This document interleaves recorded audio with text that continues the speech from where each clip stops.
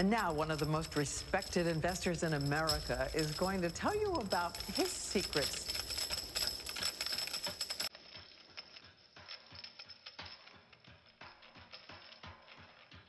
Warren Buffett. It's the sound of money. $9.2 Warren Buffett, the second richest man in America. He's estimated to be worth about $62 billion. It makes him the richest man in the world. You know, Buffett is not exactly what you might expect. Even though he's in the money business, he doesn't even own a calculator or a computer. He takes the long view, and it's made him billions, many billions. Maybe you can beat the House, but I don't think you can beat Warren Buffett. Buffett filed his first tax return at 13 years old. But he's no average billionaire, Tom. No, he certainly isn't, Matt. He's a $44 billion average Joe. But Warren Buffett has an approach that doesn't make him very popular with his fellow billionaires.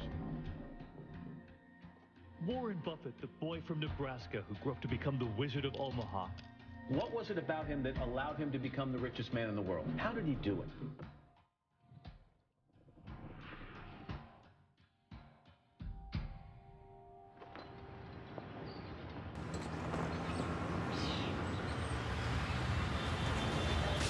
70 years ago, I was in high school, almost a third as long as the country has been around.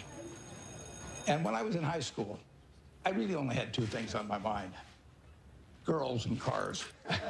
and I wasn't doing very well with girls, so we'll talk about cars.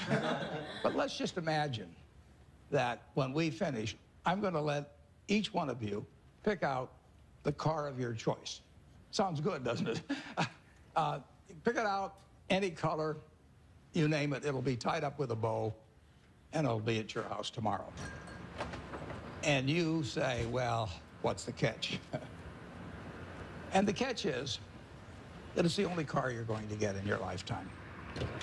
Now, what are you going to do knowing that that's the only car you're ever going to have and you love that car?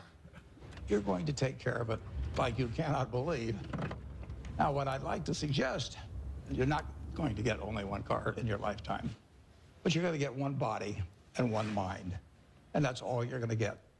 And that body and mind feels terrific now, but it has to last you a lifetime. I'm on the way to the office. It's all of a 5-minute drive. I've been doing it for 54 years. One of the good things about this 5-minute drive is that on the way there's a McDonald's, so I'll pick up something. Good morning. Thank you for choosing McDonald's. Go ahead and order whenever you're ready. I'll have a sausage McMuffin with egg and cheese. Anything else? That's it. Thank you. And I tell my wife, as I shave in the morning, I say either 261, 295, or 317. And she puts that amount in a little cup by me here, and that determines which of 3 breakfasts I get. Okay, 295. There's How the you two. doing, sir? Hey, great. You're on candid camera. I see. Hello, everybody. When I'm not feeling quite so prosperous, I might go with the 261, which is 2 sausage patties, and then I put them together and pour myself a Coke. Hi, how are you? 317 is a bacon, egg, and cheese biscuit, but the market's down this morning, so I think I'll pass up the 317 and go with the 295.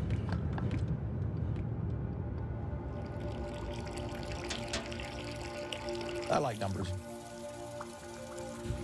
Started before I could remember. It just felt good working with numbers. I was always playing around with numbers in one way or another, and it was fun to have a bunch of guys over and have them betting on which marble would reach the drain first. I had a lot of energy as a kid.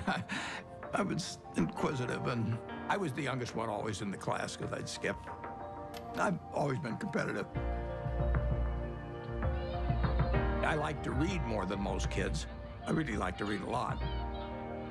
My Aunt Edie gave me a copy of the World Almanac And that was heaven to me. And I can still tell you that the almost population was 214,006 in 1930. Some numbers just kind of stick with you. And very early, probably when I was 7 or so, I took this book out of the Benson Library called 1,000 Ways to Make $1,000. And one of the ways in this book was having penny weighing machines. And I sat and calculated how much it would cost to buy the first weighing machine and then how long it would take for the profit for that one to buy another one. And I would sit there and create these compound interest tables to figure out how long it would take me to have a weighing machine for every person in the world. I had everybody in the country weighing themselves 10 times a day, and me just sitting there like John D. Rockefeller's weighing machines. The allowance when I was a little boy was a nickel a week, but I liked the idea of having a little more than a nickel a week to work with, and I went into business very early. I started selling Coca-Cola door to door. I sold gum door to door, or sold Saturday Ink Post, Liberty Magazine, Ladies Home Journal, you name it. I think I enjoyed the game almost right from the start. But I like being my own boss. That's one thing I liked about delivering papers. I could arrange the route I wanted. Nobody was bothering me at 5 or 6 in the morning.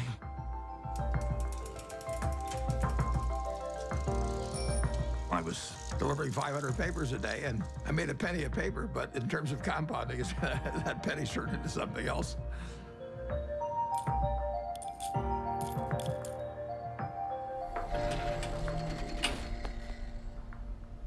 Einstein is reputed to have said that compound interest is the 8th wonder of the world or something like that. And it goes back to that story you probably learned when you were in grade school where somebody did something for the king and the king said, "What can I do for you?" And he said, "Well, let's take a chessboard and put 1 kernel of wheat on the first square and then double it on the second and double it on the third." And the king readily agreed to it. And by the time he figured out what 2 to the 64th amounted to, he was giving away the entire kingdom. So it's a pretty simple concept, but over time, it accomplishes extraordinary things.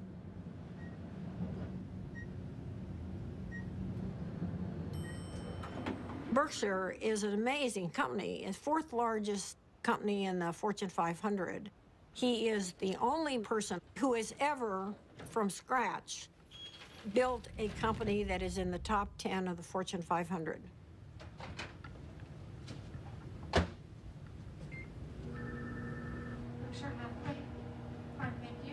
Well, Berkshire is a holding company of sorts.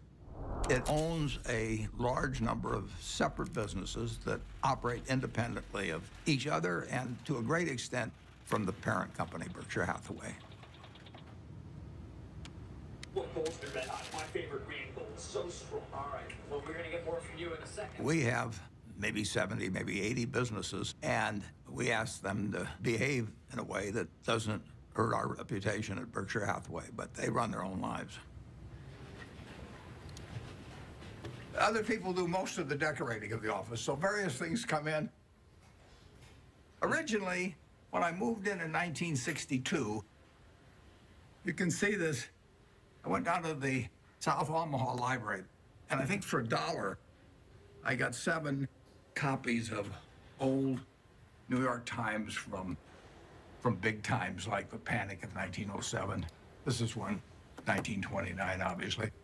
But I wanted to put on the walls days of extreme panic in Wall Street, just as a reminder that anything can happen in this world. I mean, it's instructive art, you can call it.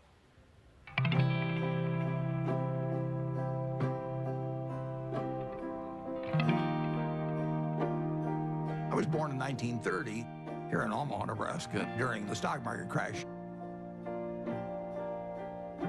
Well, my dad lost his job in 1931, a year after I was born.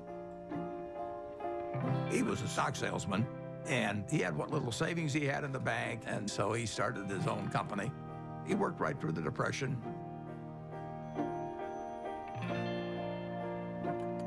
He had an investment company, and as an adult, when I look back, I thought, wow, did that ever take a lot of nerve? Sometimes we'd go down there on Sunday and we could play with the adding machine. My brother and I tended to play the games together. And I remember at one point, he said to me, I'm going to be a millionaire by the time I'm 30 or something like that. It was totally outside of anything my family had experienced, but he just was unusual that way. Well, I was the oldest, and then my brother, and then my sister. And my father would go to New York periodically to check on businesses and stocks and things like that. And he'd come back, he always had a costume for each of us, and Warren loved it. He was very good-natured. He was quiet. It was hard to tell he was a genius at that point. But, I mean, who was looking? The first books I read on investment were actually in my dad's office. Pretty soon I read all the books in the office and read some of them more than once.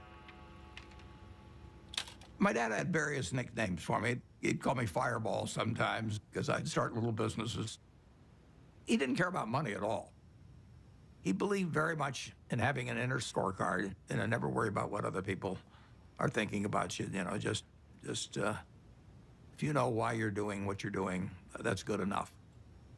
I admired everything about him to the extent that I was absorbing lessons from him without knowing it. And the idea that all lives have equal value is something that all three of his children felt since I can remember. My dad, at one point, ran for Congress when I was 12 or so. It was a very Republican household. I campaigned for him, my sisters campaigned for him. The whole family did. My mother was very, very bright, and she was very gregarious. She was a good campaigner for my dad. She had a lot of ambition, and I think my brother Warren got a lot of his extreme competitiveness from my mother, actually. She was brilliant at math.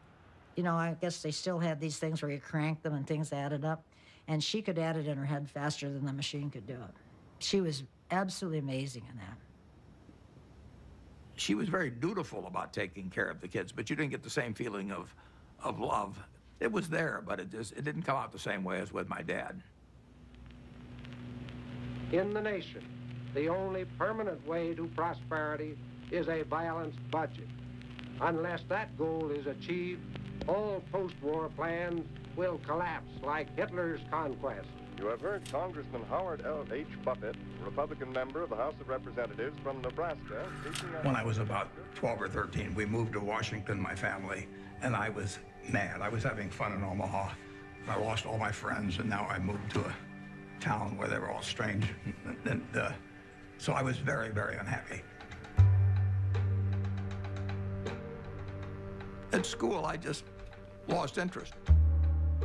I took pleasure in tormenting my teachers. At that time, for example, AT&T was the stock that all teachers owned for their retirement. And I decided that it would drive my teachers a little crazy if I went short the stock, because when you go short a stock, you're betting that it will go down.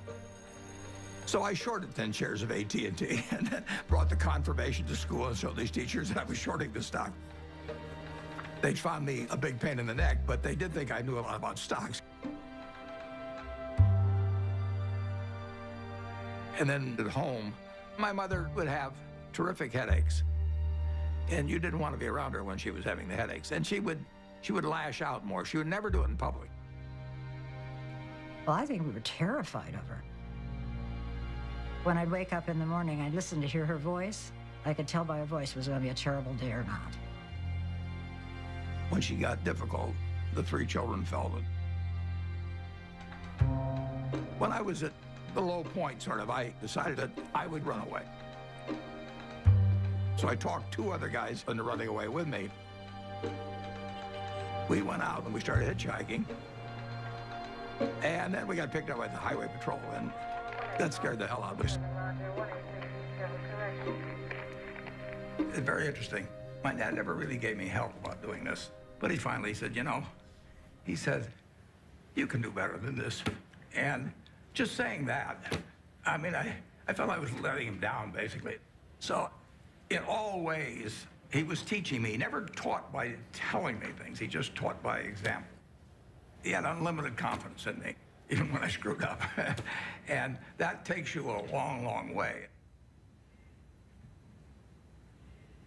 The best gift I was ever given was to have the father that I had when I was born.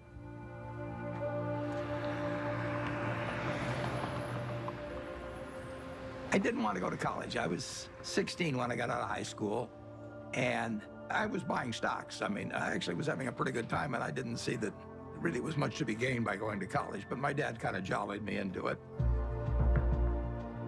He had a roommate who was a friend of mine, and the roommate said it just drove him crazy because he studied all the time, and Warren would come in like 15 minutes before the exam and just ace his way through it. I finished in 3 years because I had enough credits, and I was in a hurry. I wanted to get out. When I got out of the University of Nebraska, I applied to Harvard Business School. They told me I was to get interviewed in a place near Chicago. I got there, and he interviewed me for about 10 minutes. And he said, forget it. You're not going to Harvard. And so now I'm thinking, what do I tell my dad? You know, this is terrible. And it turned out to be the best thing ever happened to me. Later that summer, I was looking through a catalog. And in the catalog, it had these names of people that were teaching. And one was Graham and another was Dodd. I had read this book by the two of them. So I wrote him a letter in mid-August, and I said, Dear Professor Dodd, I said, I thought you guys were dead. But now that I found out that you're alive and teaching at Columbia, I would really like to come. And he admitted me. So, you know, that it just shows you never can tell.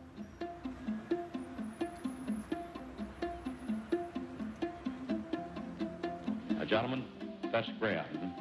Ben was this incredible teacher. I mean, he was a natural, and he drew us all in.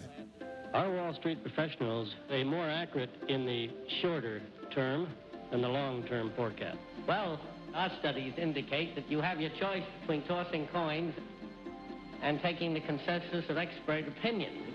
And the results are just about the same in each case. It was like learning baseball from a fellow who was batting 400. It really shaped my professional life.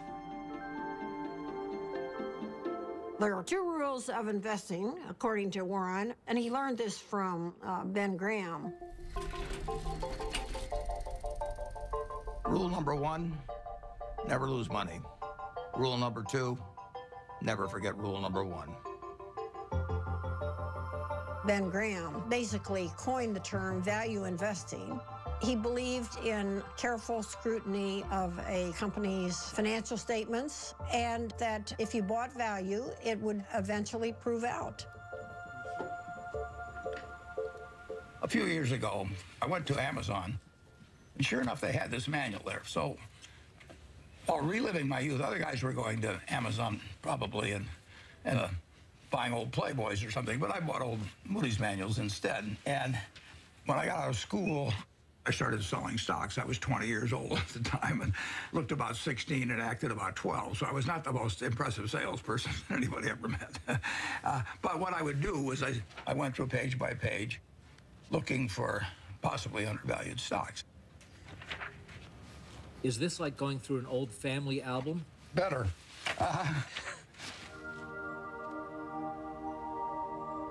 When I got out of business school at Columbia, I developed pretty decent skills in terms of business, but I hadn't really come to terms with the world exactly.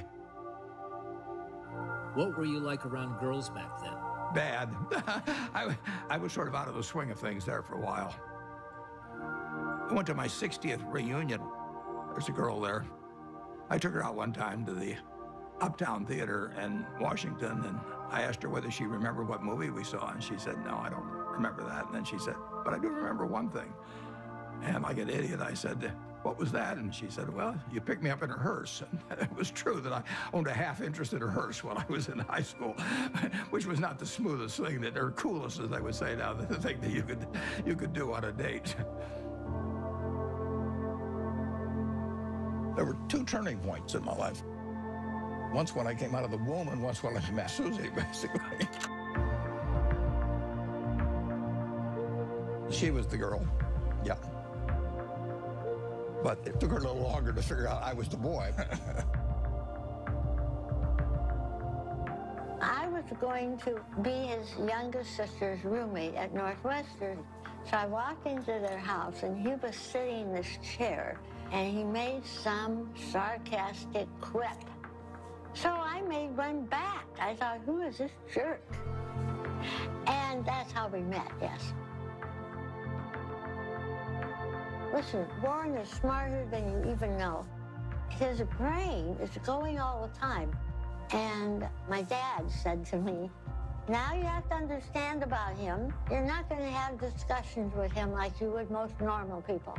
But he has a heart of gold. He was just totally enamored of her, and why not? And she of him. She'd sit on his lap all the time, and he'd stroke her hair. It was softening him. Susie was really kind, considerate, and she was the balancing force. I just got very, very, very lucky.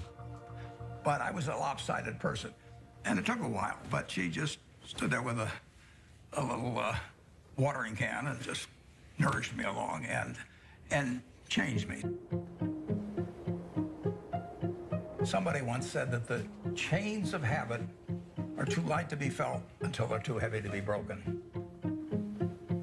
I had been terrified of public speaking. I couldn't do it. I'd throw up. And I knew if I didn't cure it then, I'd never cure it. And so I saw an ad in the paper for the Dale Carnegie course, which worked on developing your ability to speak in public. And I went down there. Be sincere. A good smile has the same effect as a puppy's tail. When a puppy wags... They made us do all these crazy things to get out of ourselves, and so we stood on tables and did all kinds of things.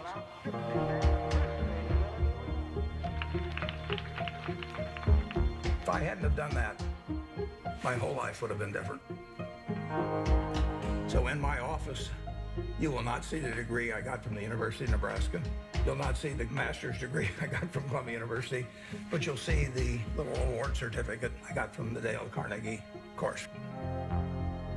As a matter of fact, every week, the instructor would give a pencil to whoever had done the most with what we'd learned the week before. And so in the fourth or fifth week, I proposed to her mother, and she said yes. And so that week, I won the pencil, and I also got engaged. I mean, it was an incredible week.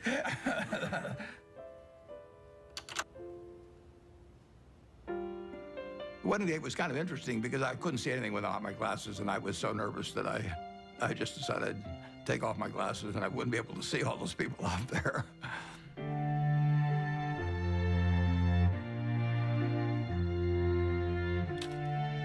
She was 19 when we got married, and I was 21. But she was so much more mature than I was, there's no comparison.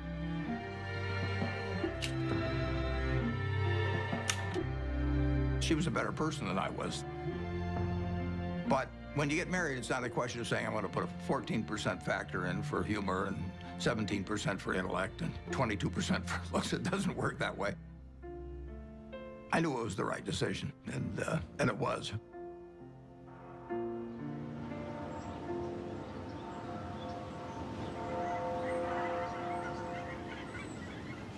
You could live anywhere in the world. Why do you choose Omaha, Nebraska? Yeah, I love it. I was born about a mile from here, and I've never had a bad experience in Omaha.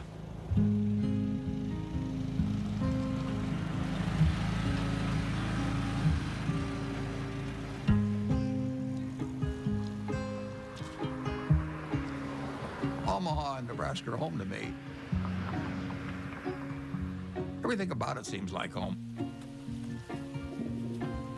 It's a pace, it's relationships. There's a lot of continuity, there's a lot of community, there's a lot of friendship. It's a very solid place and friendly place in which to grow up and in which to conduct a business. When I came back to Omaha in early 1956, I had no idea what I was going to do. But a few months after I came back, some members of the family said, what should we do with our money? And I said, well, I'm not going back in the business of selling stocks, but if you would like to join me in a partnership, I said, I'll be glad to do it. So within a couple of months after coming back, I set up the first partnership.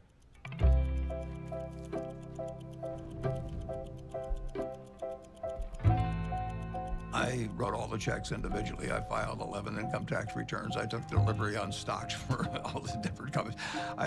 I was a one-man band there for 6 years. Warren would sit upstairs in his little office there, and I would bring up the name of a company, and most of the time, he knew much more than I did about the company. He'd know how many shares were outstanding, he'd know the capitalization, he'd know the earnings. It was absolutely incredible. I mean, when Warren said something, it meant a heck of a lot. And I think all of us paid a lot of attention to Warren when he took a definite stand on something. When I first met Warren back in 1959, I recognized immediately that he was a very intelligent person. For the last 4 or 5 years, the stock market has been booming along and presumably forecasting better business, which has really not materialized. So maybe the stock market is really correcting a previous incorrect forecast this time rather than making a new correct one. He made a lot of money buying thinly traded securities that were incredibly cheap statistically. Warren was at that time dealing with small companies, and his investments often were to buy a company that you could figure was a discarded cigar butt, but it had one more smoke in it. And he wanted to buy at the right time to be able to benefit from the one smoke. The first partnership started with $105,100.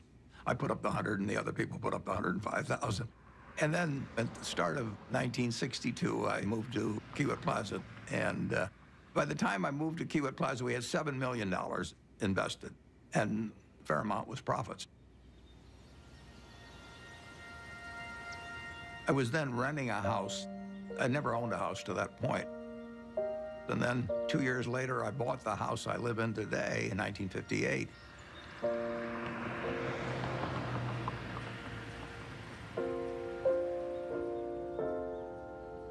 We had 3 children, Susie and I. And we had them young, incidentally, which was, I think, a very good thing.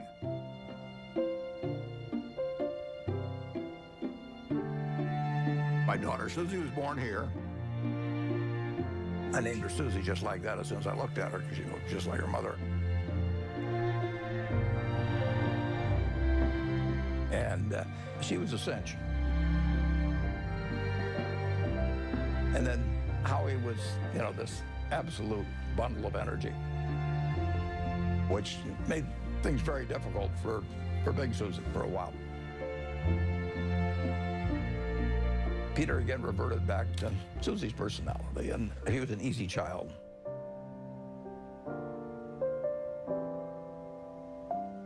Well, you know, I would describe my childhood as normal, but who knows what normal is. People often think, you know, well, Warren Buffett was this famous rich guy. He was not famous and he wasn't rich when we were growing up. What I saw first and foremost, day in and day out, was consistency. Every day we'd hear the garage door close in the house, and then like clockwork, my dad would come in the door, I'm home, and we'd all eat dinner together, which I think surprises a lot of people. My dad used to rock me to sleep at night and sing Over the Rainbow. So I have this insanely sentimental attachment to that song. I've always had a really close relationship with him.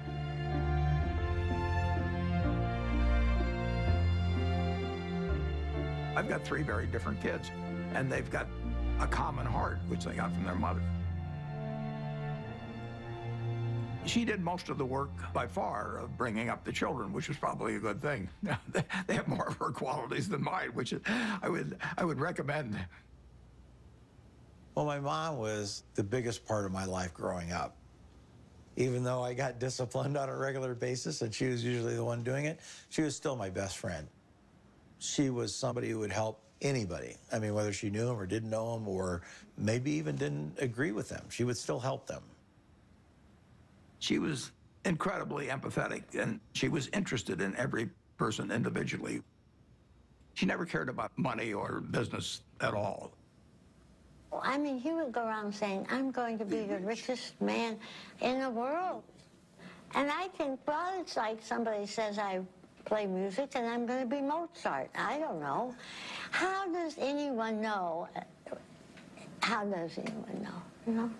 So that was okay. I don't really care about that.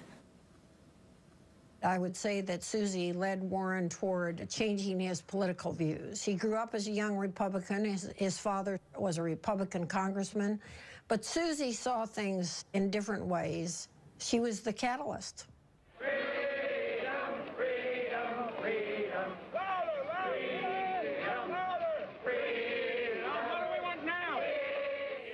When the children were growing up, I was very involved in civil rights. I was immersed in it, and I think that's what made Warren a Democrat. He would go with me to hear speakers. I remember that speech that Martin Luther King gave. That was one of the most inspiring speeches I've ever heard. I come to say to you this afternoon, Took me right out of my seat. My wife was with me, and we both had the same experience. It was interesting.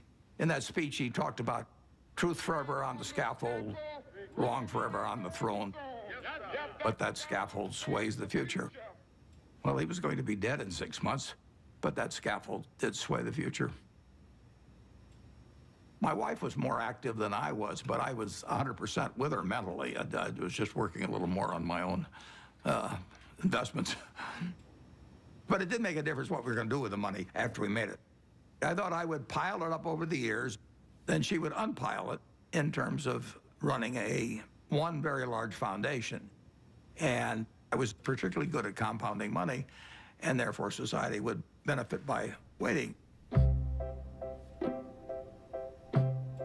I was genetically blessed with a certain wiring that's very useful in a highly developed market system where there's lots of chips on the table, and I happen to be good at that game. Ted Williams wrote a book called The Science of Hitting, and in it he had a picture of himself at bat and the strike zone broken into, I think, 77 squares. And he said if he waited for the pitch that was really in his sweet spot, he would bat 400, and if he had to swing at something on the lower corner, he would probably bat 235. And in investing, I'm in a no-called strike business, which is the best business you can be in. I can look at 1,000 different companies, and I don't have to be right on every one of them, or even 50 of them. So I can pick the ball I want to hit. And the trick in investing is just to sit there and watch pitch after pitch go by and wait for the one right in your sweet spot. And if people are yelling, swing you bum, ignore them. There's a temptation for people to act far too frequently in stocks simply because they're so liquid. Over the years, you develop a lot of filters. And I do know what I call my circle of competence. So I stay within that circle, and I don't worry about things that are outside that circle. Defining what your game is, where you're going to have an edge, is enormously important.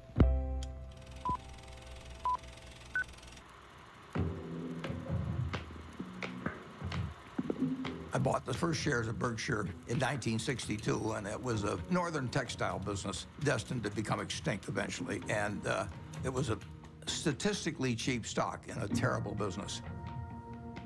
Berkshire Hathaway was closing mills, and as they closed mills, it would free up some capital, and then they would repurchase shares. So I bought some stock with the idea that there would be another tender offer at some point, and we would sell the stock at a modest profit.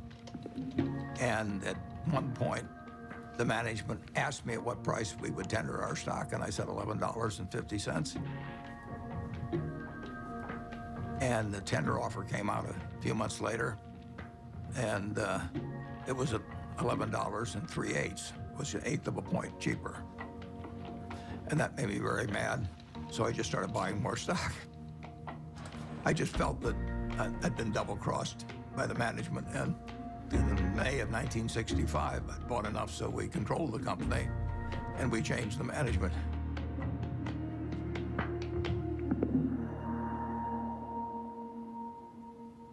That was a pretty silly way to behave, as Warren has recounted in retrospect.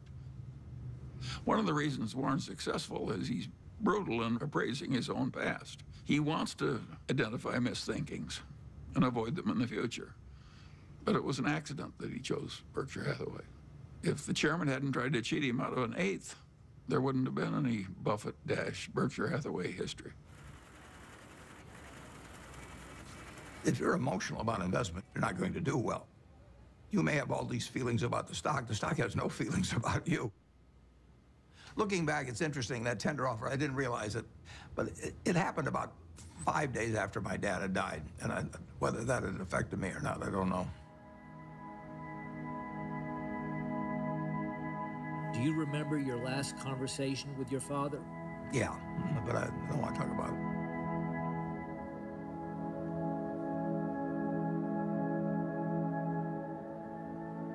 I think it just sobered him and hurt him. But Warren soldiers on. Both Warren and I could look at our fathers and see what they did right and what they did wrong. Warren's father was a real old-fashioned right-wing ideologue. And his father was so intense about it that Warren just decided that it was a mistake. It cabbaged up your head to be that much of an ideologue. So he loved his father, but he didn't want to become that much of a true believer in anything. My politics became more overt after my dad died. Civil rights changed my views. You know, in 1776, Thomas Jefferson wrote, "All men are created equal," and then when they wrote the Constitution, they all of a sudden decided that, no, it was just 3/5 of a person if you were black. I mean, that struck me as kind of crazy. I was talking to him one day about some racial issue, and he said to me, "Wait till women discover they're the slaves of the world." Now, how many men were cognizant of that, and even women then? The initial example is really my mother. She came from a generation where the main function of the wife was to help her husband in the job. And my sisters are fully as smart as I am. They got better personalities than I have, but they got the message a million different ways that their future was limited, and I got the message that the sky is the limit. And it wasn't due to a lack of love or anything of the sort. It was the culture. On the other hand, you can look at the flip side of that and say it's quite encouraging, because if you look at what this country accomplished only using half of its talent, you know, just think of the potential for the future. I'm enormously bullish on America over the future, and part of the reason is that we, by some rather stupid decisions, essentially put half our talent on the sidelines. Warren is probably the most rational person I've ever met. Charlie Munger would be a close rival. And Charlie became a man that Warren depended on heavily. And I think his first experiences in the discarded cigar butt era convinced him that it was not exactly where he wanted to be. He'd made so much money for so long doing what he'd been taught by Ben Graham, which is to buy these very cheap stocks. And if they were cheap enough, he didn't care if it was a lousy company and a lousy management. He knew he was going to make money anyway just because of the cheapness. Charlie Munger has had a big impact on me in moving me toward looking for wonderful companies at fair prices rather than fair companies at wonderful prices. And that was enormously important because it enabled Berkshire to scale up in a way that would have been impossible to do otherwise. Yep. What are the key indicators you look for within companies before making an investment? Well, I look for something that does give them a moat around it.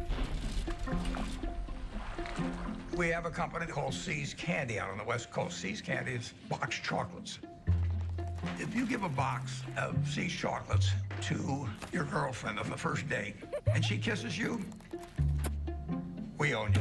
You know, I mean, we can raise the price tomorrow and you'll buy the same box. You're not going to fool around with success. So the key there is the response. You do not want to go home on Valentine's Day and say to your wife or your sweetheart, preferably they're the same person, you don't say, here, honey, I took the low bid. It doesn't work. Price is, to a degree, is immaterial. If you've got an economic castle, people are going to come and want to take that castle away from you. And you better have a strong moat. You better have a knight in the castle that knows what he's doing. You're not buying an asset. You're buying a name. You're buying a brand. You're buying a real franchise here. And Charlie was more responsible for that than anybody. We were mental partners right from the moment we met. I want to know, going back 50 years, what it was like when you first met Warren. Well, I thought he was a prodigy. And I got a lot of criticism. My wife said, why are you paying such enormous respect to that young man with a crew cut who won't eat vegetables? He's ungodly smart. He's got a much broader intellect than I do. And he's magnificent at being able to condense important ideas into just a very few words. If you're not interested in the economic scene right now, you're mentally dead. Charlie has no tact. All right, let's talk a little bit about bankers. Charlie on Friday compared them to heroin addicts. Yeah, well, that's colorful, Charlie, but I would not have chosen that. I once wrote of him that when they handed out humility, he didn't get his fair share. The ideal way to run a headquarters is to have one man, preferably over 80, sitting in an office by himself. Anything else is pure frippery. He's always honest in what he tells me, so I listen to him. We never had an argument. We just kind of roll with it easily. Suppose Warren doesn't want to do something that I would have done. And suppose that happens 4 times over 40 years or something. What the hell difference does it make to me? Net, the record is working out fine.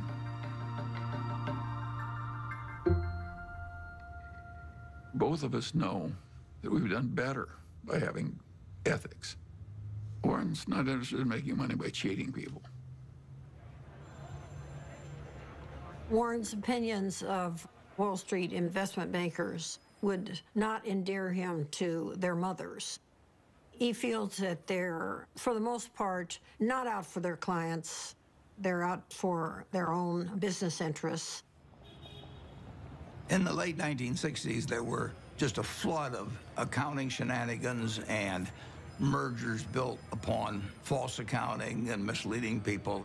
It was a time when a lot of charlatans were prevailing in Wall Street and were being applauded by Wall Street. And I understood what the game was about, but I didn't want to play in it. So I closed down the partnership at the end of 1969, and I took on the title of chairman for Berkshire Hathaway. Well, I think the modern Berkshire is pretty much all a reflection of Warren. I have constructed a business that fits me. It's kind of crazy to spend your life painting if you're painting a subject you don't want to look at.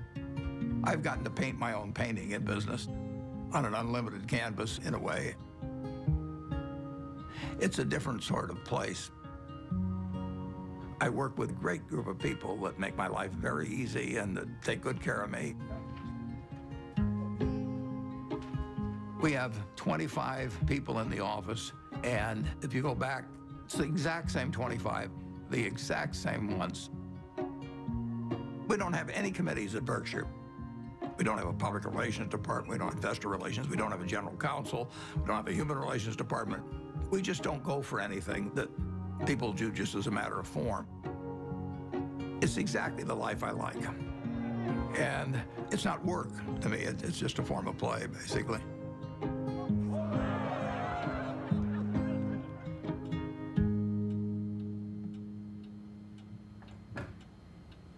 Well, I like things quiet. I shut the door, actually, at the office because I don't want to hear anybody talking outside. And I still probably spend 5 or 6 hours a day reading. Look at what's trending today. Our quick roundup of what has you talking. Well, what's amazing is the stuff he remembers. It's like a little computer, you know. I keep thinking the hard drive will run out of space, but it doesn't. He's one of the smartest people we know. So I was at a couple of the family dinners at the Gates house where Mary, Bill's mom, was trying to convince him to come out to the family place at Hood Canal to meet Warren Buffett. And he was resisting because he was really busy with Microsoft. And finally he said, Mom, okay, I'll come for lunch. So the two of us flew out there somewhat reluctantly because, you know, buying and selling stocks, which is how I thought of Warren, wasn't of particular interest to me and didn't seem like value added. It turned out that was completely wrong. We knew that day that we'd be very close friends. In fact, we just couldn't get enough of each other. Shortly after I met Bill Gates, Bill's dad asked each of us to write down on a piece of paper one word that would best describe what had helped us the most. Bill and I, without any collaboration at all, each wrote the word focus. Well, focus has always been a strong part of my personality. If I get interested in something, I get really interested. If I get interested in a new subject, I want to read about it, I want to talk about it, and I want to meet people that are involved in it. We both love to work hard. You know, neither of us like frivolous things. You know, he doesn't know much about cooking or art or a huge range of things. I can't tell you the color of the walls in my bedroom or my living room. I don't have a mind that relates to the physical universe well. Warren checking the Dow. But the business universe, I think I understand reasonably well.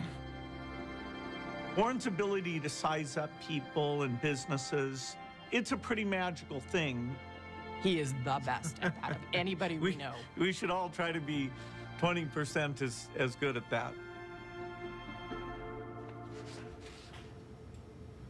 I like to sit and think, and I spent a lot of time doing that, and sometimes it's pretty unproductive, but I find it enjoyable to think about, particularly about business or investment problems. They're easy. It's the human problems that are the tough ones. Sometimes there aren't any good answers with human problems. There's almost always a good answer with money.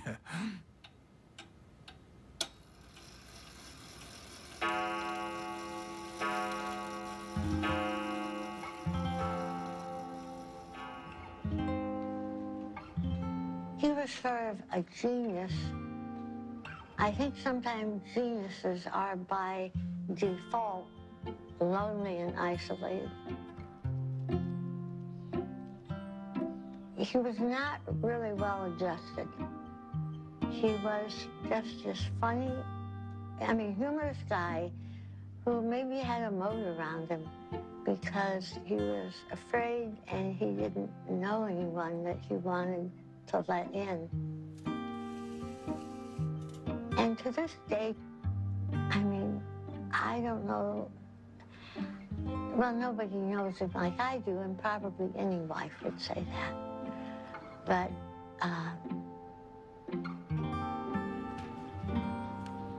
he's a loner in a sense. And it's difficult to connect on an emotional level because I think that that's not his basic mode of operation. He was there, physically, but he was upstairs reading all the time. I always told my mother we have to talk in sound bites. I learned that early on, that if you start, going into some long thing, unless you've explained to him ahead of time that it's going to be a long thing and you need him to hang in there, you lose him. You lose him to whatever giant thought he has in his head at the time that he was probably thinking about before you came in and really wants to get back to. He's not like the rest of us. I don't think my dad ever took anybody for granted, but you are a little bit blind, I think, sometimes to what other people might be doing behind the scenes. And my dad's gotten a little bit of a pass. Warren can't find the light switch, and it's probably my fault. One time, years ago, when the kids were little, I was feeling really sick. I had the flu, so I lay down on the bed, and I said to Warren, will you get me a pan or something from the kitchen? I may not get to the bathroom. I feel so sick. He said, okay. So he trotted down to the kitchen, and I hear this bang, biff, boom, bang. And he comes up and he brings me a colander, and I looked at it and I said, look, honey, this has holes in it. Oh, okay. So he ran down, all this banging with him. He comes up and he puts the colander on a cookie sheet.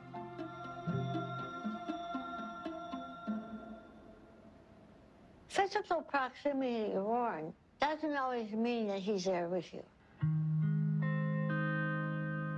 He's so cerebral, you see. And that's why I learned to have my own life. We were two parallel lines, but very connected when he was open to connecting. I did make a joke at one point. I said, we could make a tape of Mom yelling, bye, Warren, I'll be back later, and then have the door slam, and you would just think she was here. I don't think he knew what she was doing most of the time.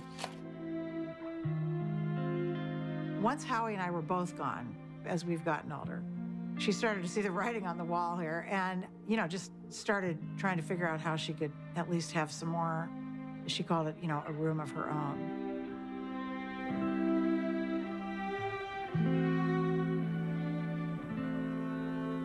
The worst mistakes involve not understanding other people as well as you might.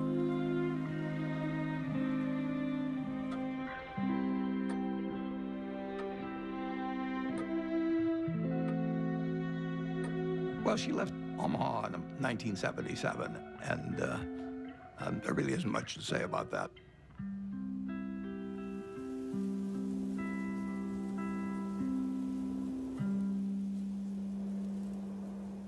It was devastating for him.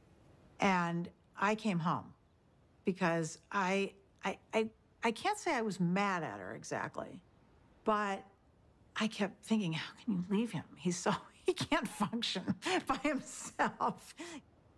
So my mother, she'd asked a bunch of her friends to sort of look in on him. And Ostrid was one of them. So I called Ostrid. I said, Ostrid, will you take one, make him some soup, go over there and look after him because he's not going to make it. And it took him a while to figure it out, but he figured it out. I said, I'm not leaving you because I'll be wherever you want me when you want me. My mom moved to San Francisco, and I think one of the reasons it was important for her to leave Omaha was because she just felt like she was kind of trapped in this environment, that everybody knew who she was, that she, couldn't have her own identity. He knew that there was something she needed to do, and that she really recognized that the money gave us all and her a choice in a lot of ways that a lot of people didn't have.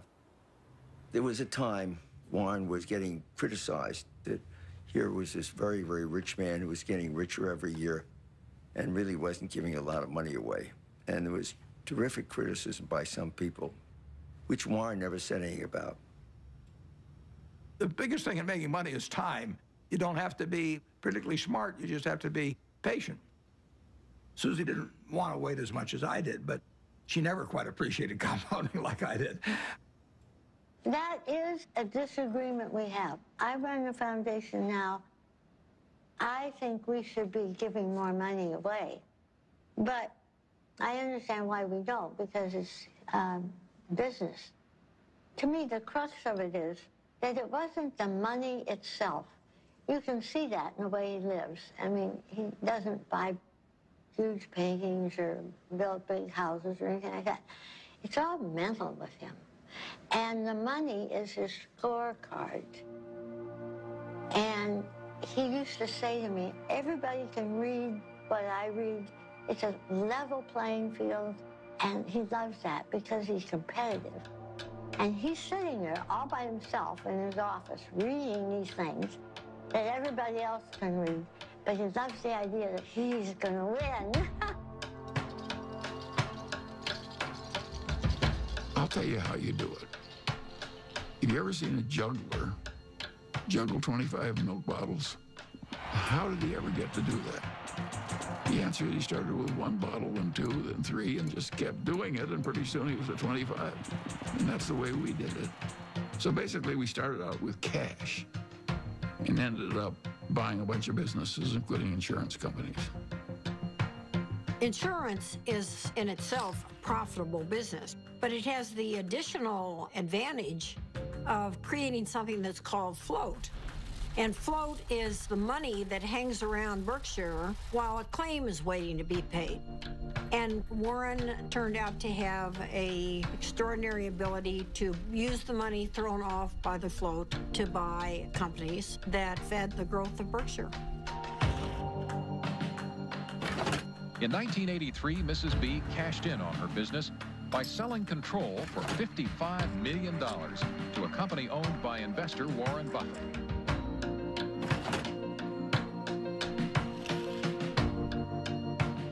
Warren was quite an expert about newspapers. He got interested in the Post because he recognized it as a greatly undervalued company. He had to write me a letter. Dear Mrs. Graham, I've just bought 5% of your company, and I mean you no harm. And I think it's a great company. I know it's Graham-owned and Graham-run, and that's fine with me. And I thought, whoa, this guy's really terrific. He used to come to board meetings with about 20 annual reports. And he would take me through these annual reports. I mean, it was like going to business school with Warren Buffett. Kay Graham did introduce Warren to the world of Washington, entirely different group than he had ever dealt with before. It was clear that working with Kay gave him a different kind of confidence, and he was the star. Everyone wants to hear what Warren Buffett has to say. The Oracle of Omaha, building his image and having some fun. Berkshire shares have increased more than 2,000% in value, one of the largest market capitalizations in the world, and it could grow a lot larger since Warren Buffett shows no sign of slowing down. So how did he do it? By investing in what he knows and understands. Good old-fashioned American brands like Coca-Cola, Fruit of the Loom, and Dairy Queen. What inspired you? This inspired me. Find what you like. Is that what Yeah, absolutely. Today, the Coca-Cola Company will sell almost 2 billion 8-ounce servings of one form or another of Coca-Cola products. Now, if you get an extra penny a day, a penny a serving, that's $20 million a day. That's $7.3 billion a year from 1 penny more. When you own Coca-Cola, you own a little piece of the minds of billions and billions of people. That is really good. Who's got the most $100 bills these days? Well, his name is Warren Buffett in this country, and he has just displaced his friend Bill Gates as the richest businessman in the world.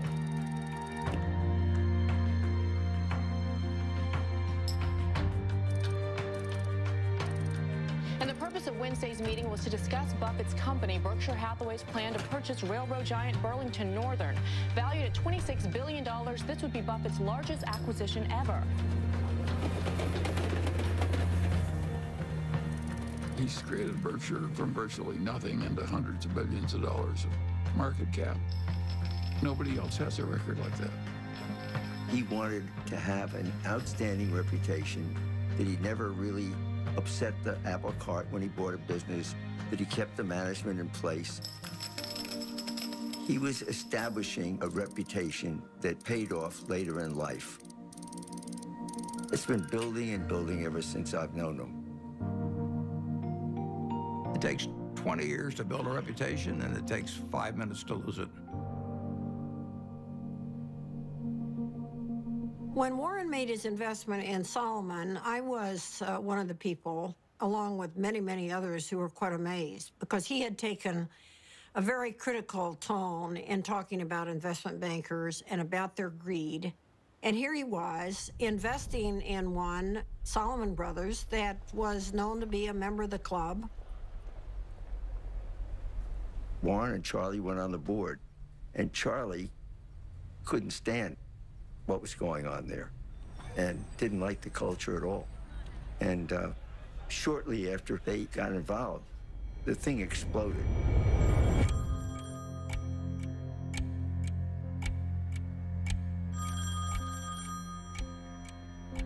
In 1991, on a terrible day in August, I got a call, and the two top officers of Solomon were on the other end, and they said that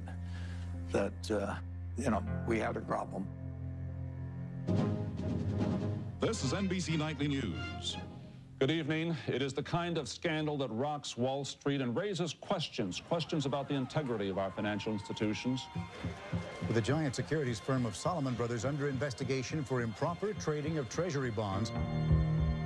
Solomon admitted it exceeded the limit of trading in government bonds, once by buying bonds in the name of a customer who didn't even know about the deal. Solomon Brothers is under investigation by the Treasury Department, the Federal Reserve, the SEC, and the Justice Department. But more important than the fate of the firm itself is the impact their actions could have on the public trust and on the credibility of the American market worldwide. The company owed $150 billion. It owed more money than any other private company in the United States at the time. And that night, I met with the man that ran the Federal Reserve of New York, who was the sheriff, in effect. And I said, I've never really owed very much money before. I said, I've got a little mortgage on a house, but $150 billion is a little staggering. And I was hoping he would say, well, don't worry, Warren, we'll give you a few weeks to breathe. And he said to me, prepare for any eventuality.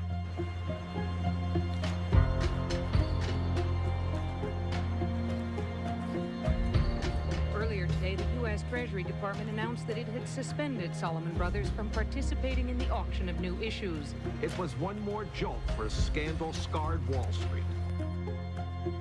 The Fed was in effect saying, you're an evil force and we don't want you trading our bonds. It was a huge turning point for Warren. And he believed that at that particular point, his reputation was on the line. Warren had 24 hours to make up his mind as whether he was going to go forward or just bow out.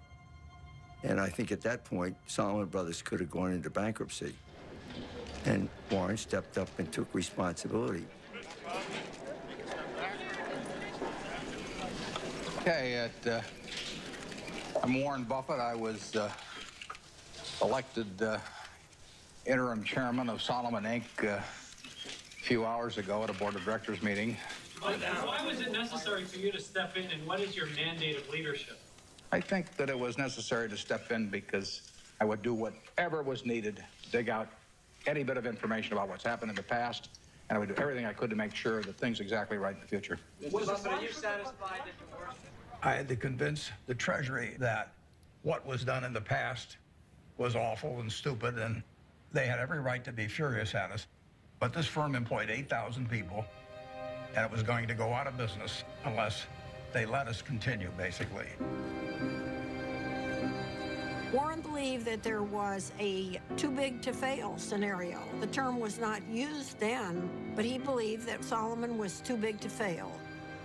And if Solomon went down, it would take other important parts of Wall Street with it. We had this death knell from the Treasury, so I called the Treasury. Nick Brady was the secretary.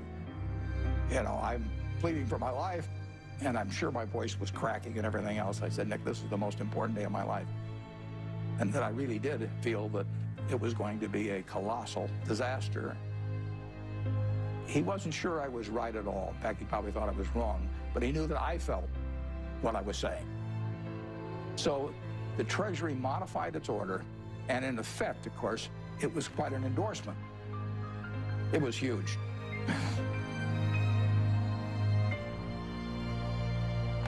It saved Solomon. Nick Brady went with Warren because he trusted him.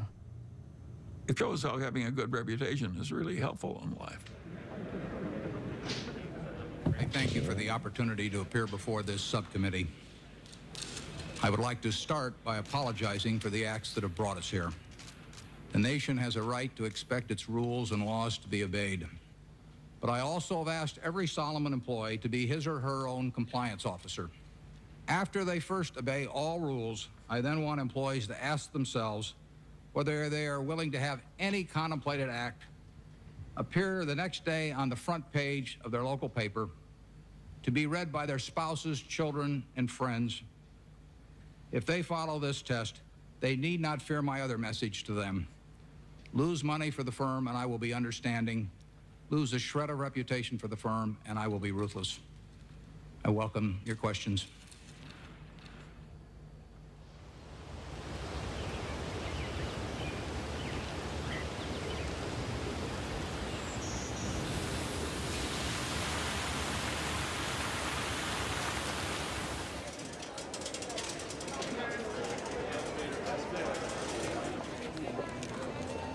It's been 50 years since I formally took control of Berkshire Hathaway, and step by step, we've created something that is kind of what I dreamt we might create over time, but it took a lot of time to do it. It never seemed like we were making that much progress on any one day, but compound interest works. When you think back 50 years ago when you founded this company, did you ever imagine it would be the 5th largest company in the world? No, I didn't. But if I was thinking about it, I wouldn't have thought in terms of being the 5th, or the 4th, or the 3rd. You would have wanted number 1. Well, I mean, if you're going to dream, you might as well dream.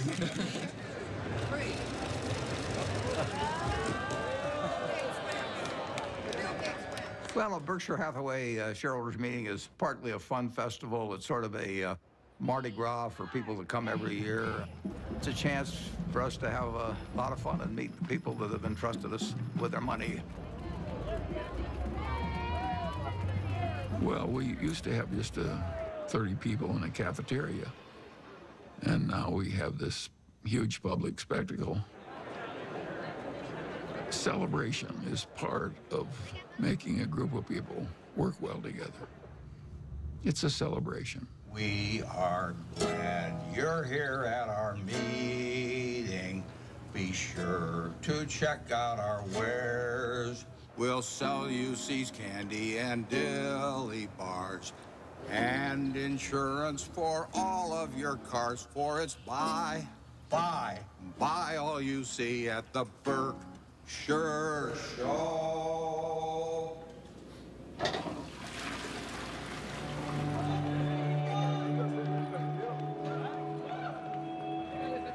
He truly loves to do what he does. I think investors who own Berkshire Hathaway, they see themselves as a part of a community. There are more long-term holders of Berkshire than any company. People consider it a religion. They don't buy it with the idea they're going to sell it next week. I think most of them buy it with the intent of holding it for their lifetime, just like they'd buy a farm or buy an apartment house. At Berkshire, everybody gets the same information from the comprehensive annual report. We don't meet with the analysts. I'm not interested in what an analyst thinks about Berkshire. I'm interested in what the owners of Berkshire think about Berkshire. He came out of a private partnership where people he knew were trusting him. And he had his relatives in the partnership, and they were not rich. And as it got bigger, started treating everybody else the way he treated his relatives. In terms of our feeling toward the people who are shareholders, we regard them as our partners. They're not some faceless group of people, and that's why at the annual meeting, you know, I love seeing 40,000 of them. It gives real meaning to what we're doing every day. Let's try. If you knew Susie like I know Susie, We just have a lot of love and respect for each other, and that's never changed. I don't go to most things in Omaha because I think Astrid lives there with him, and that's for her to do. And then we do all kinds of things. Strange as it may seem to people, I always think, you know, who cares? If it's working between the people who are directly involved, who cares what anyone thinks? And my mother and Astrid were very close. You know, they really, really loved each other. And I think that my mother was glad that she was there because she, you know, she loved my dad. She wanted him taken care of and happy, and there's no one better than Astrid. I mean, she loves my dad. She wouldn't care if he had 1 cent. Well, Astrid has lived with me for a long time. She's done wonders for me. It worked well, but I don't think it'll work for lots of other people necessarily. Susie and I loved each other, and we admired each other, and we were totally in sync with what the other was doing, but we were two different individuals.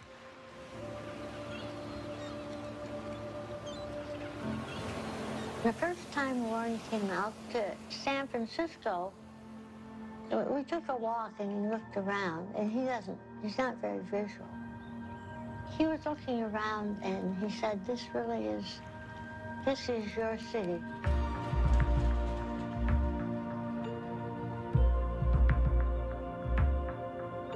I am so drawn to color and light and form and nature that he thought it was a good place for me. Over the years, I've developed a better understanding of human nature. I can learn a lot about investments out of a book, but I don't think you can learn as much about human beings. You really need some experiences, and I'm wiser in that respect than I was 40 or 50 years ago, even though I can't rattle off numbers the same way I used to be able to.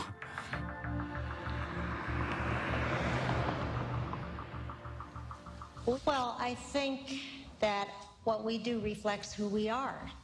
That's true for everybody in this room. And if you do the work I do, you meet the best human beings in the world. People who've made a choice not to make money, but to serve other human beings. I think it's the best kind of life anyone could have. I was with her in Arizona at this Fortune Most Powerful Women's Conference, and she told me that she'd had a biopsy the day before, and I didn't really think much of it. Then we got home, and the biopsy results were not good. It was stage 4 oral cancer. I was on my way to a board meeting in India, and I remember saying to her, you know, I'll see you when I get back. And she rarely cried, and she just started crying. I said, no, you need to stay here, and you need to come out for the operation. So we were all there, and the day she was going into the surgery that morning, my dad, it's funny, there's some of it he just can't, you know, he just can't. The thought of something happening to her was just, for him, you know, it was just the worst thing that could happen. She knew it was going to be really difficult. She knew the recovery was going to be brutal. So I think that she had that surgery for others. It was quite a big surgery. She couldn't talk, she couldn't swallow, she couldn't eat. But she came out, and I really was with her for the next 4 months or so. And my dad came out every weekend.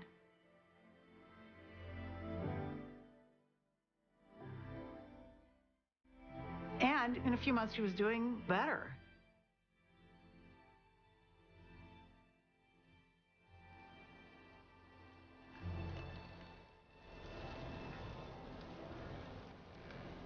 She and my dad had gone to Cody, Wyoming, which they did every year with a bunch of friends.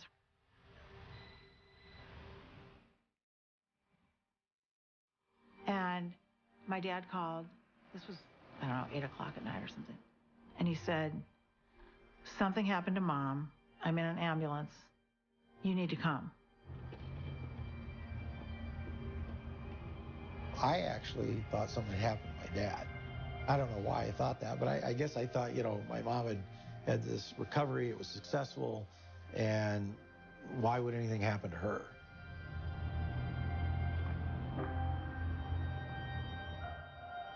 It was horrible. And a total shock. You know, she'd been fine. She'd been fine. They went off to Cody, and she was fine, and they were having dinner, and, you know, she didn't feel well after dinner, and she had the stroke.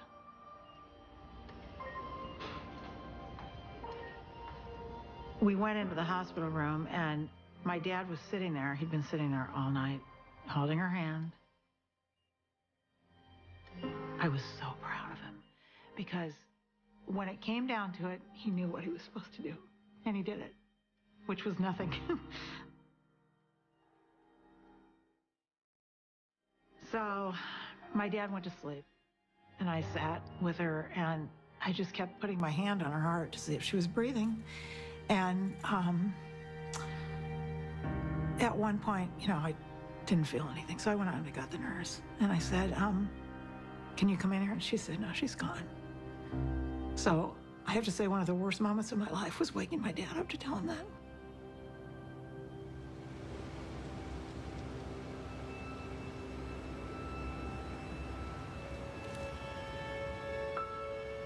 It's a very strange thing, love. You can't get rid of it.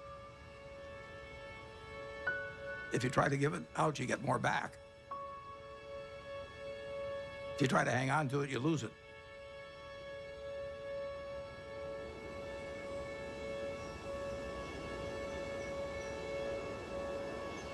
Susie really put me together.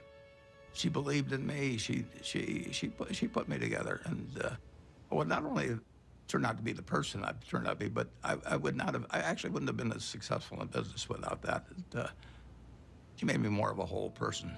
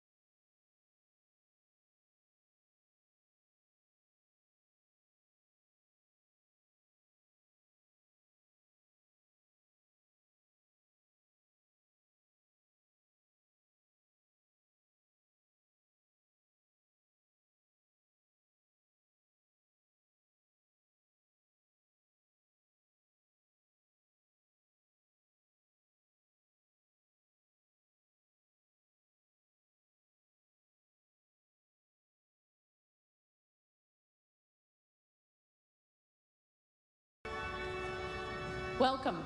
I'm Patty Stonecipher, the CEO of the Bill and Melinda Gates Foundation.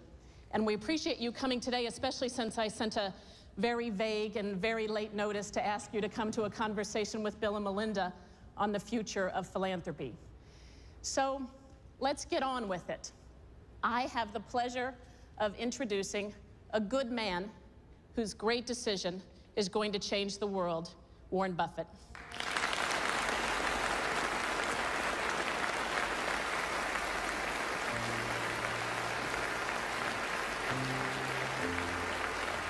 A remarkable decision tonight from one of the richest men in the world. Mega billionaire Warren Buffett says he is giving away most of his fortune to charity. Buffett has pledged to give away the bulk of his fortune to the Bill and Melinda Gates Foundation and giving more than 15% of his money to foundations started by his 3 children and his late wife, Susan.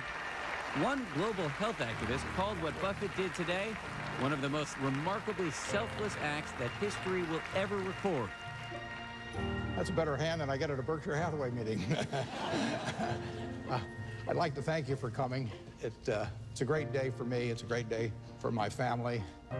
My wife, Susie, and I had planned that whatever I made would go back to society. And originally, I thought she would outlive me and that she'd make the big decision on it. But since her death, I had to rethink the best way to get the money into society and have it used in the most effective way. And I had a solution staring me in the face. It was completely out of the blue. I mean, amazing. The largest single gift ever given was what he gave away that day. I'd like to ask the people representing those various foundations to come out. First 3 letters are easy to sign. I just signed Dad.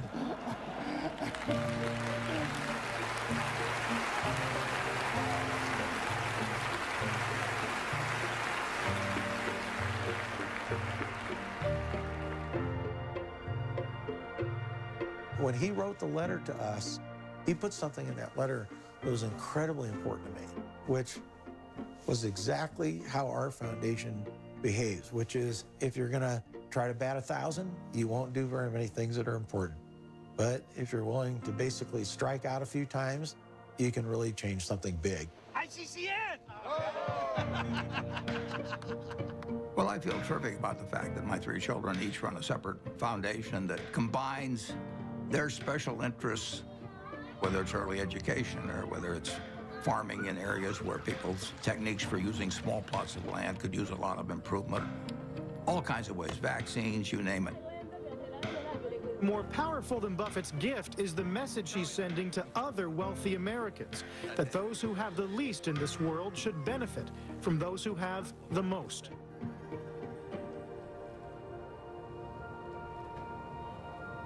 In my entire lifetime, everything that I've spent will be quite a bit less than 1% of everything I make. The other 99% plus will go to others because it has no utility to me. So it's silly for me to not transfer that utility to people who can use it. It's doing me no good.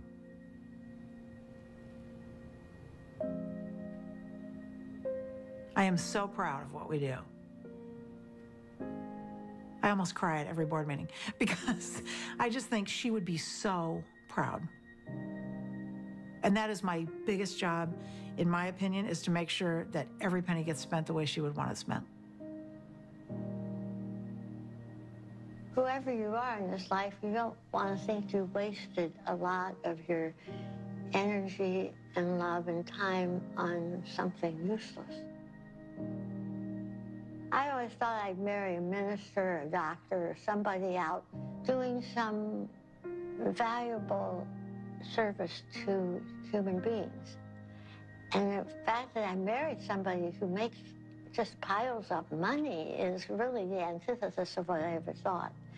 But I know what he is, and he is, there's no finer human being than who he is.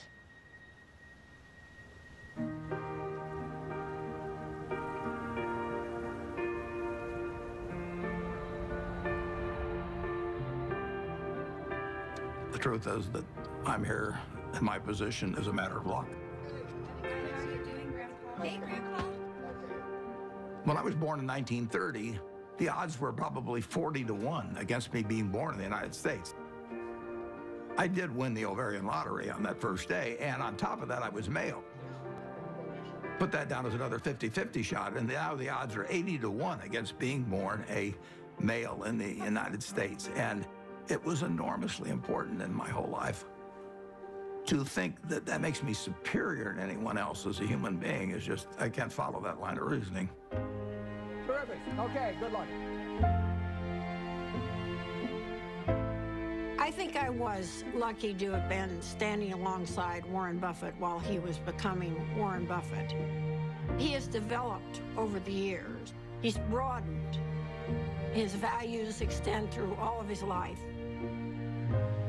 He wants to lead a life that he and his father, if his father was still living, would say was a good one. I think he's going to end up in the history books 100 years from now. I'm not sure what role he's going to be assigned. Will he be famous for what he did as an investor or as a philanthropist? But Warren said that his ambition in life is to be a teacher. The world is a great movie to watch, but you don't want to sleepwalk through life.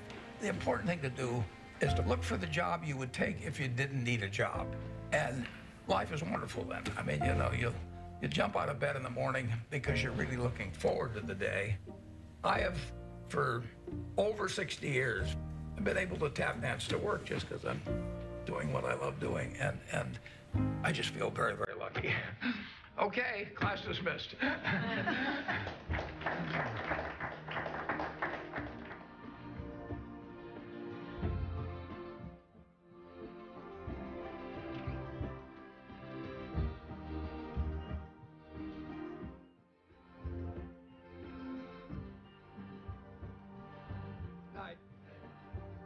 Do you fear death? No, I don't.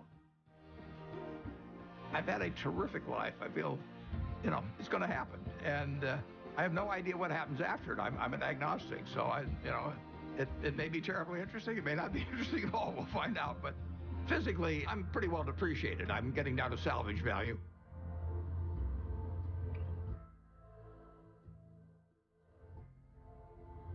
But it really doesn't make any difference at all. It doesn't interfere with my work. It doesn't interfere with my happiness. It doesn't interfere with my thinking.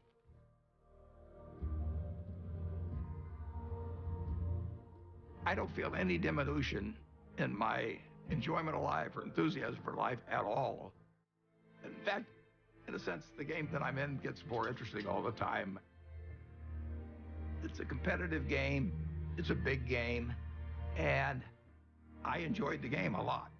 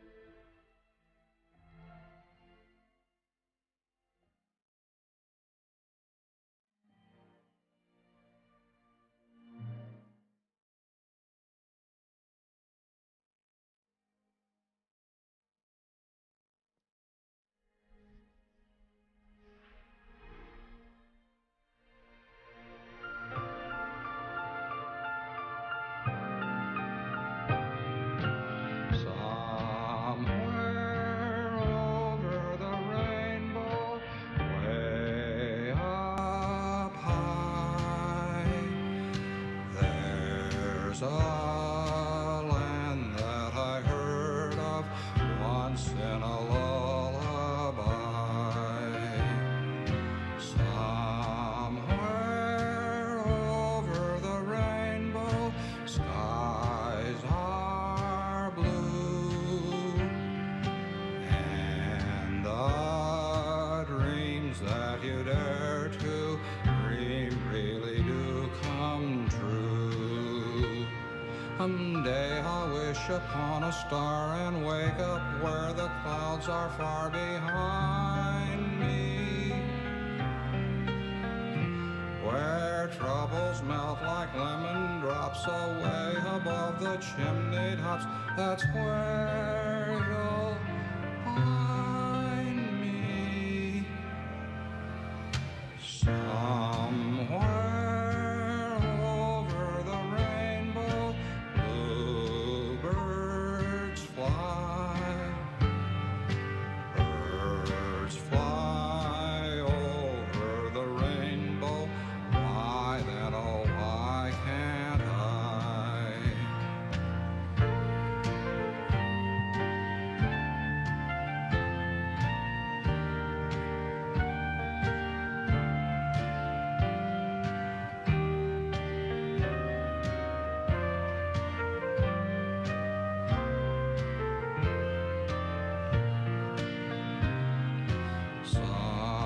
Somewhere over the rainbow, bluebirds fly. Birds fly over the rainbow. Why then, oh, why can't I? If happy little bluebirds fly beyond the rainbow, why, oh, why can't I? Good night, Susan.